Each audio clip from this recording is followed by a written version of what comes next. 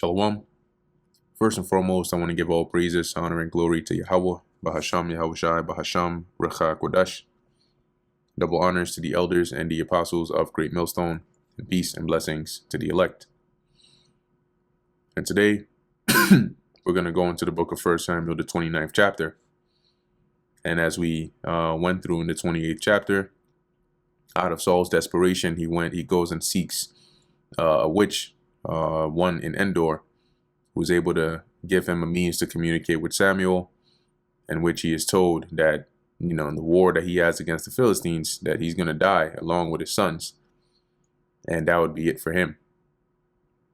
So this is 1 Samuel 29:1. Now the Philistines gathered together all their armies to Aphek, and the Israelites pitched by a fountain which is in Jezreel. And the lords of the Philistines passed on by hundreds and by thousands. But David and his men passed on in the rearward with Achish. So here it is, the Philistines, as it says, and their lords and their armies are coming in troops. First wave, second wave, third wave, fourth wave.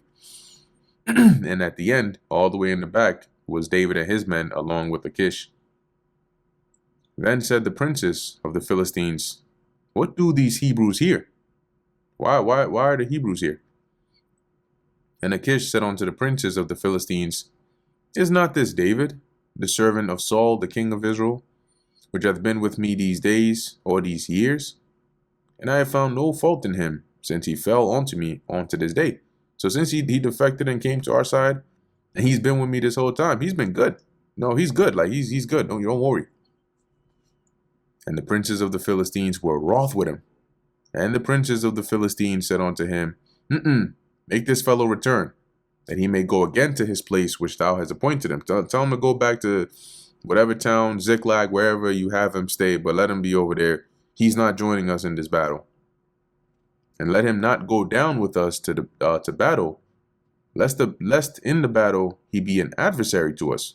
So they're like, we can't trust that, right? Yeah, you say he's good, but here it is, we go to war and then he turns on us in the midst of the battle. Then what? For wherewith should he reconcile himself unto his master? Should it not be with the heads of these men? Meaning, here it is, we go to war, and what better way for him to reconcile himself back to his master than by turning on us and slaying us and returning our heads? Is not this David, of whom they sang one to another in dances, saying, Saul slew his thousands and David his 10,000s? So we're not taking no chances. This guy's not a small shot. He's not a small fry. We're talking about David here, the one who killed Goliath. Did you forget that? Yeah, nah. He ain't going to battle with us. Then Achish called David and said unto him, "Surely as the Lord Yahweh liveth, thou hast been upright, and thy going out and thy coming in with me in the host is good in my sight. For I have not found evil I have not found evil in thee since the day of thy coming unto me unto this day. Nevertheless, the Lord's favor thee not." So you've been good. I trust you. You've been good to me. But the lords of the Philistines, they said you can't join us. "Wherefore now return and go in peace, that thou displease not the lords of the Philistines." And David said unto Achish, "But what have I done?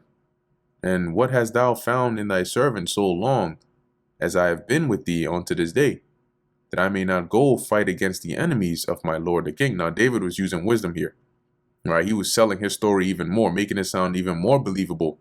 Like, damn, as if he could, he would really want to go and fight against Israel on behalf of the Philistines. But he knew that they weren't going to let him go with him. So, why not solidify your position even more by making it sound like you really did want to go. And Achish answered and said to David, "I know that thou art good in my sight, as an angel of God." You're perfect. "Notwithstanding, the princes of the Philistines have said, he shall not go up with us to the battle." So they've made that decision, and I can't overrule that. Which really, that was the doing of the Lord anyway. "Wherefore now rise up early in the morning with thy master's servants that are come with thee, i.e. your men, And as soon as ye be up early in the morning and have light, depart. So David and his men rose up early to depart in the morning to return into the land of the Philistines.